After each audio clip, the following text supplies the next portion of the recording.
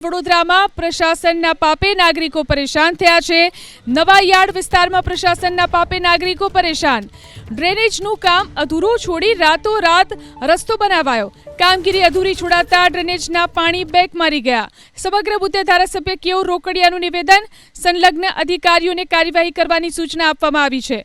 કોંગ્રેસ નગરસેવકોના દબાણથી રાતોરાત રોડ બન્યો હતો, કહ્યું કેયુર રોકડિયાએ। ડ્રેનેજ લાઇન નાખ્યા બાદ રોડ બનાવવા માટે સૂચના આપવામાં આવી હતી। જવાબદારોને નોટિસ આપીને ખુલાસો માંગવામાં આવશે।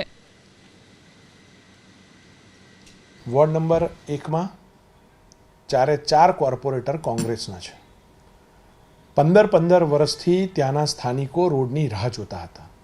ત્યારે આ વખતે મેં પોતે મારી 15 લાખની ગ્રાન્ટ જે સરફેસિંગની ગુજરાત સરકાર દ્વારા સ્પેશિયલ મને આપવામાં આવે છે, એ પૈકી આ રોડ ત્યાં બનાવવાનું નક્કી કર્યું હતું। અમે સ્થળ મુલાકાત પણ કરી હતી, ખાતમુહૂર્ત પણ કર્યું હતું।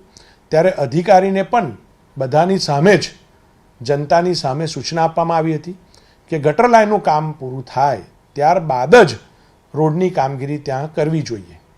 પરંતુ મને એવું લાગે છે કે અધિકારી અને કોઈ એક કોર્પોરેટર ત્યાં 3-4 દિવસ, કોંગ્રેસના જ કોર્પોરેટર ત્યાં 3-4 દિવસ પહેલાં, 4-5 દિવસ પહેલાં પાણીના સંદર્ભમાં ત્યાં વિઝિટ કરવા ગયા હતા અને ત્યારબાદ તાત્કાલિક આ રોડ બનાવવામાં આવ્યો છે અને પછી એને બીજા દિવસે ખોદવામાં આવ્યો છે।